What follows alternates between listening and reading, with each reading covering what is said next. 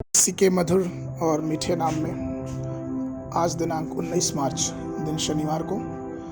हम आप सब श्रोताओं का स्वागत करते हैं। आज के दिन के लिए जो वचन है वो लिया गया है लूका रचित सुसमाचार उसका 4 अध्याय उसका 18 पद। वचन इस प्रकार से कहता है कि प्रभु का आत्मा मुझ पर है, इसलिए कि उसने कंगालों को सुसमाचार सुनाने के लिए मेरा अभिषेक किया है और मुझे इसलिए भेजा है कि बंधुओं को छुड़ाकर और अंधों को दृष्टि पाने का सुसमाचार प्रचार करूं और कुचले हुओं को छुड़ाऊं। प्रभु में मेरे प्रिय लोगों, परमेश्वर के अभिषिक्त लोगों की जो सेवकाई होती है वो परमेश्वर की तरफ से निर्धारित होती है। हमें और आपको ये जानना आवश्यक है कि जो सेवकाई हमें परमेश्वर ने दी है उसका क्या उपयोग है। निर्गमन की पुस्तक उसके 28 और उसके 41 पद में हम पढ़ते हैं तो वचन इस प्रकार से कहता है कि जब पुराने समय में याजकों का अभिषेक होता था तो परमेश्वर ने हारून से कहा कि अपने भाई हारून और उसके पुत्रों को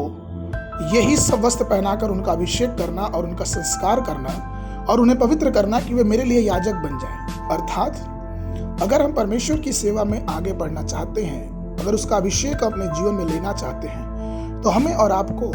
सबसे पहले अपने आप को पवित्र करना है, क्योंकि जब तक हम अपने आप को पाप के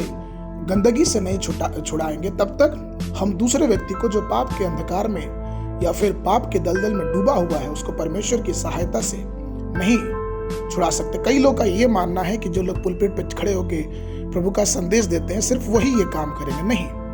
परंतु हर एक वो इंसान जिन्होंने प्रभु को अपना उद्धारकर्ता ग्रहण किया है उसके लिए परमेश्वर ने सेवकाई रखी है। मत्ती उसका 4 अध्याय उसका 10 पद, दूसरा तिमोथियुस 1 अध्याय 3 पद, इब्रानियों की पत्री 12 अध्याय उसका 28 पद, रोमियो की पत्री उसका 12 अध्याय 1 पद। अर्थात हर एक इंसान जो परमेश्वर को अपना उद्धारकर्ता ग्रहण करता है, अपने जीवन को जब जीविता बलिदान करके उसके सामने प्रस्तुत करता है तो परमेश्वर अपने अनुग्रह से, अपनी दया से उसको और भी आशीष देता है। यशायाह की पुस्तक उसके 61 अध्याय में हम देखते हैं कि किस प्रकार से परमेश्वर ने अलग अलग प्रकार की सेवकाई, अलग अलग प्रकार की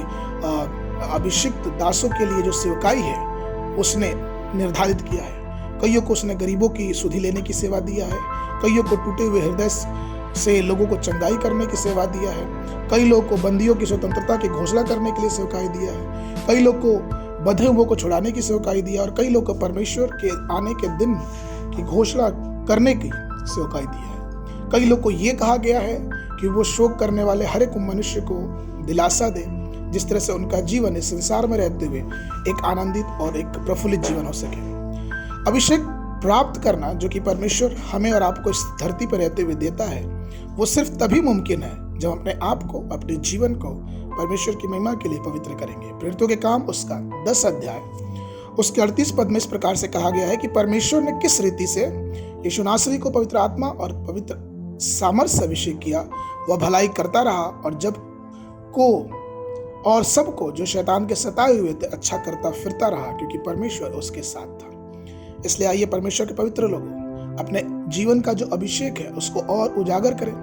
अपने जीवन को पवित्र करें और उस परमेश्वर की सेवा के लिए तैयार रहें जो परमेश्वर ने हमें और आपको दिया है, और अपने आप को पवित्र करते रहें। आज के मनन के लिए जो पद है वो लिया गया है यशायाह नबी की पुस्तक उसका 60 अध्याय उसका 1 पद, उठ प्रकाशमान हो क्योंकि तेरा प्रकाश आया और यहोवा का तेज तेरे ऊपर उदय हुआ है।